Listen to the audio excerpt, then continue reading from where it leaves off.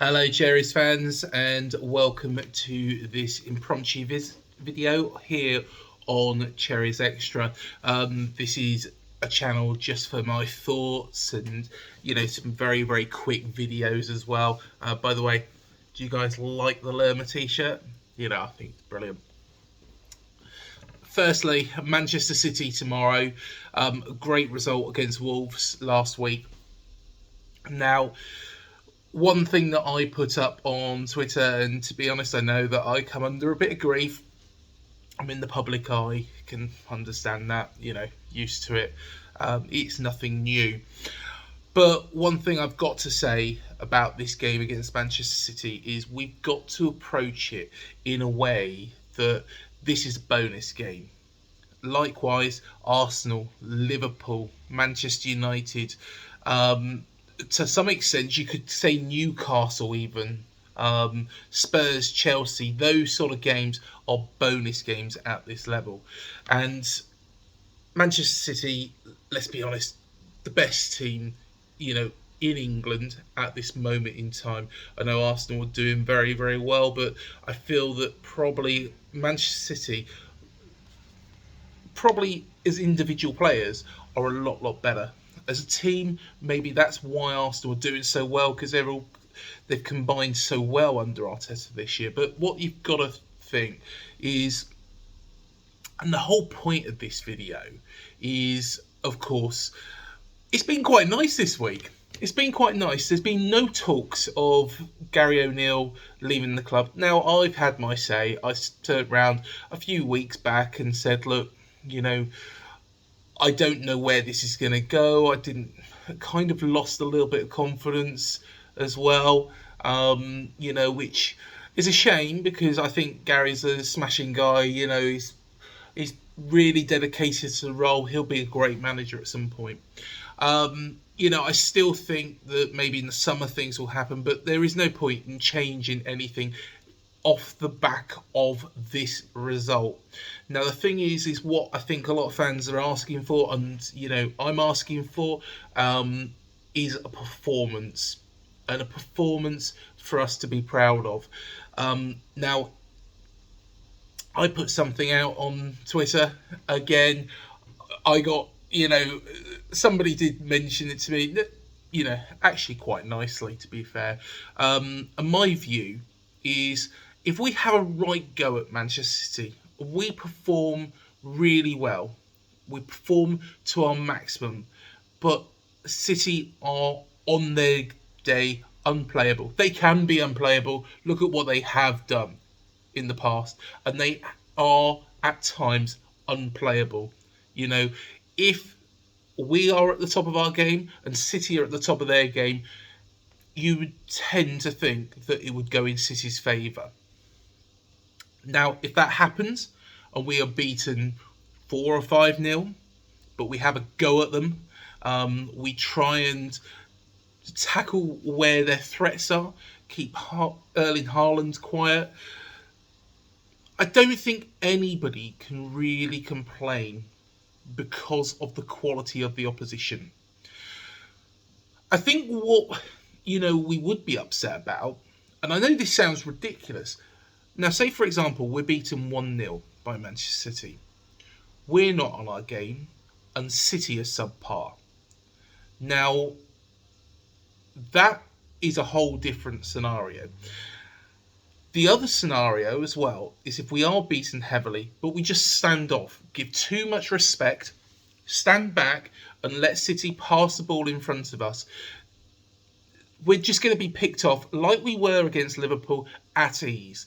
Like Forest did to us, and like Brighton did to us, and like we haven't actually done against Newcastle and Wolves. Yes, we drew 1-1 against Newcastle, but look at where Newcastle are in the table.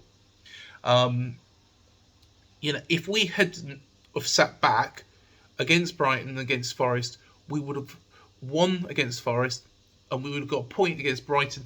If not, you never know, we might have even got more from that game, which was annoying, because I don't think Brighton particularly were on their game. You know, if they were playing at their maximum potential, you'd say, well, you know, you'd expect them to get the result against us. But the whole point I'm making here is it's all about the performance. Now, if we are beaten 5-0, but we are going toe to toe with City, you know, in effort, you know, we are playing at our complete maximum.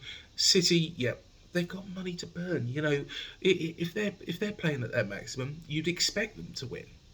Um, but if they are subpar and we're subpar and they get a 1-0 defeat, I think that would hurt more. Likewise, if we just stand off them and give them too much respect, that would hurt more. But I think Gary O'Neill has learned. And I think, and this might be unpopular, but I think he deserves the season now. Because he's shown that, you know, he has adapted to what the issues were. And there was issues. And we know what the issues were. You know, that we just went too defensive. We did it against Spurs. We did it against Leeds. You know, I guess we did it to some extent against Everton, but Everton just weren't good enough to actually do anything. But what I am saying is, I think he's learned. I think he deserves a season now. I think whatever happens, if we stay up or go down, I think things will change in the summer. I wouldn't be surprised. That's my opinion. I might be wrong. But we've got to stand behind this manager. And, you know, getting on the back. If we are beaten by Manchester City and we all jump on his back, then we're back to square one. As a group of fans, you know, we're not entitled to be in this division. You know, this division, yes, we've spent the majority of the last 10 years in this division.